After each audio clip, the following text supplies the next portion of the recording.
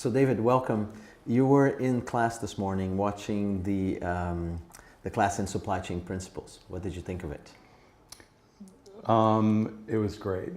I came a few days late, so everybody's been there for about 3 days, and they're really engaged, and they're thinking about this deeply, and you can tell there's no hierarchy in this class. So it's good, and they've gotten into a certain level of it. They're looking at it from an emergencies perspective. They're looking at it from a post-crisis.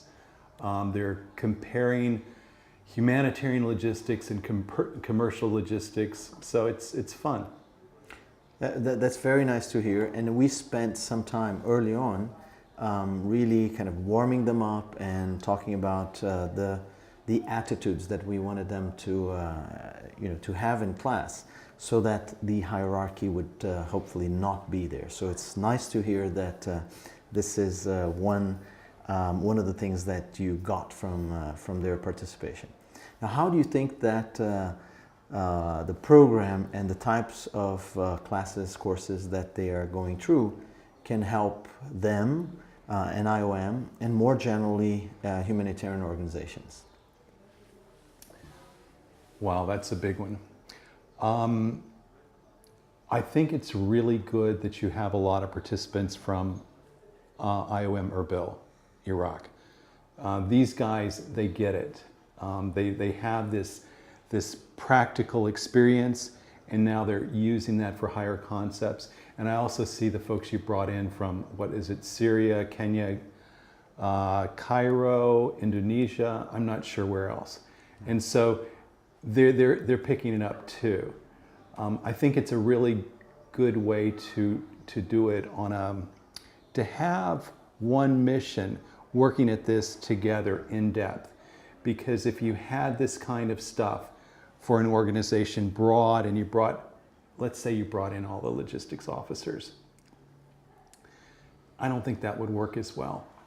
I think having one mission where you have people involved in program, where you have people in accounting, people involved in logistics at different levels, then they really grasp how improving supply chain management just makes better programs overall. So, and that's the way I think this could be rolled out very effectively at IOM. I think it would be a neat way to do it other organizations, but another way of looking at this would be to take a place, let's say East Africa, let's take Sudan, Somalia, let's take the DRC, take a place where supply chain is a huge impediment. Mm-hmm. and bring together the key players at that location and do the course that way. So I see a lot of potentials. I see a lot of it where you could be working together. I spent a long time in Nepal, I spent a long time in East Africa, and I know how hard supply chains are there, how expensive they are, and how what we do is there's a lot more players in the game.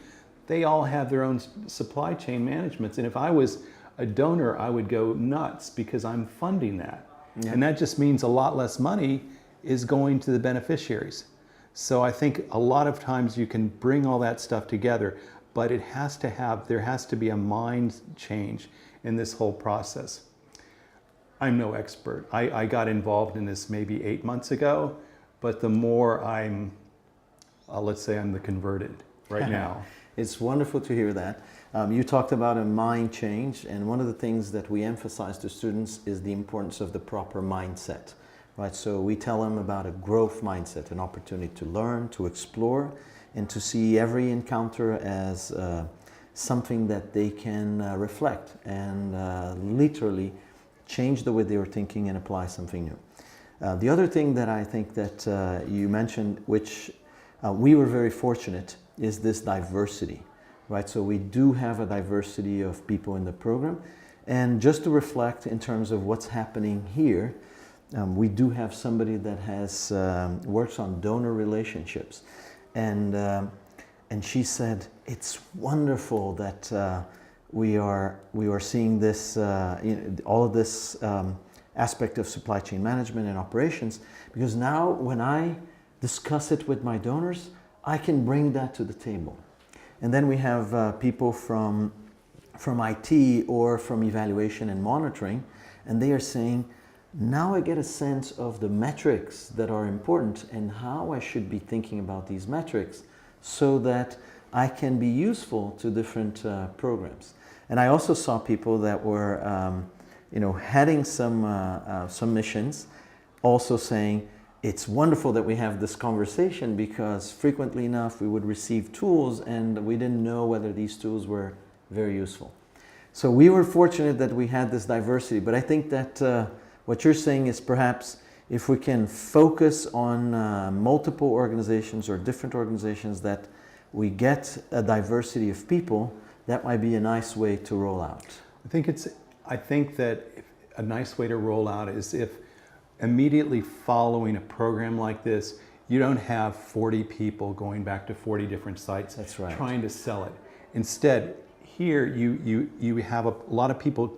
They could be from different organizations. They could be from one site, but they would all have there would be a mind change. They would expand their thinking about this whole thing. Whereas, with a lot of organizations, they're fairly immature in this. So they're behind the commercial sector. And so when they think of logistics, they think of following specific procedures as opposed to looking at the context and saying, what is a really good way of doing that? And making the procedures fit the reality. And one thing that you just mentioned now that I think is very nice is this aspect of the critical mass, right? So if you just train 40 people, but they go alone to different places, well, then they have the burden of trying to convert others. If you bring sufficient critical mass in here from a location, from one organization, perhaps we can have this change in the mindset and this opportunity to challenge a little bit of the fixed ways of doing things in an organization and thinking outside of the box. Right, and you could even make it more challenging by bringing those donors in. Because a lot of times donors don't know what's possible either, and they should be. Because all this money that's going around, it's taxpayers' money, and we should be good stewards of that. And the better way to do that is make sure either you're saving money or you're able to help more people. That is an absolutely great idea, and we certainly will reach out to donors to try to involve them in the next version of this.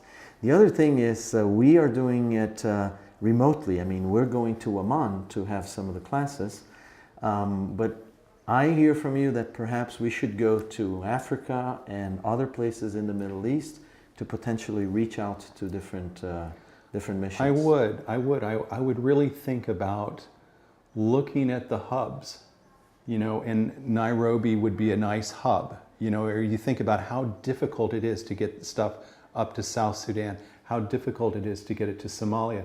Ethiopia is another one, it's a landlocked country. Mm-hmm. and there's all kinds of conflict situations there. There's all kinds of, so okay, I'm bringing back my Africa background, but that's one place. You see where I'm going there, yeah. Well, thank you very much for your perspective, for your insights, and it's a pleasure to have you with us. Sure. Thank you. Thank you.